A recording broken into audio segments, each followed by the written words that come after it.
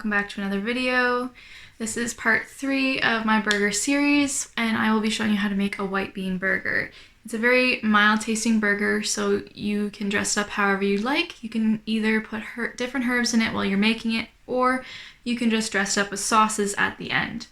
At the end of this video, you'll actually see that I make it into a buffalo burger because it is very versatile.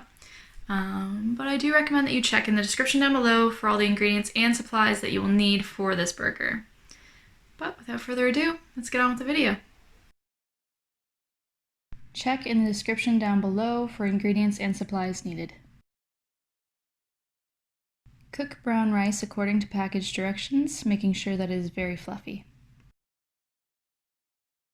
Make flax egg with 3 tablespoons of ground flaxseed in a ½ cup water.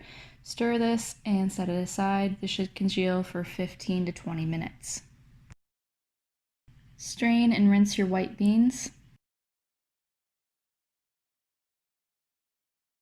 In a large bowl, mash the beans until they are a chunky paste.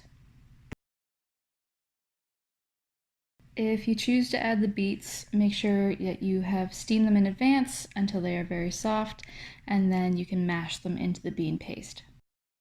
It's time to add a little flavor to the burger, so you'll add ½ a teaspoon of liquid smoke, 1 teaspoon of minced garlic, ½ a teaspoon of paprika, ½ a teaspoon of onion powder,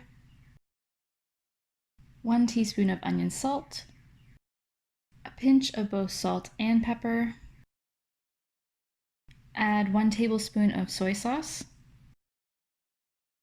3 tablespoons of cornstarch or arrowroot starch.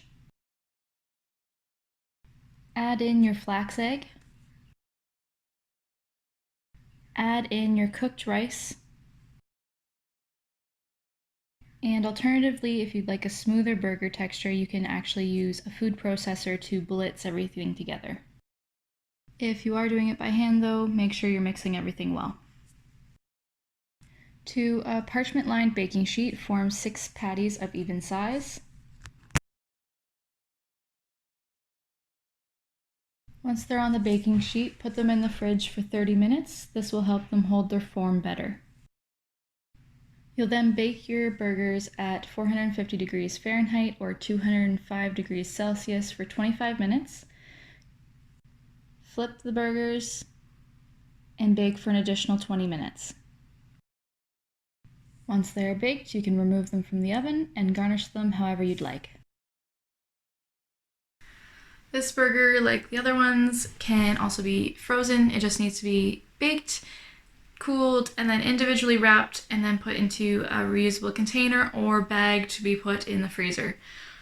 It can be in the freezer for up to 1 month, and then you can, when you reheat it, you just need to put it in the oven at 350 Fahrenheit or pan fried. This was my version of a buffalo style bunless burger, and I must say it was absolutely delicious. So that is the white bean burger. I will be doing one more burger after this one, and then I will be moving on to something else. But I hope you can give this video a thumbs up, leave a comment if you like, and share this if you could. But I hope you enjoyed this video, hope you liked the meal, and I hope you stay safe. For more recipes like this one, I do have an Instagram page, and my handle is right there, so hopefully I'll see you there. Bye!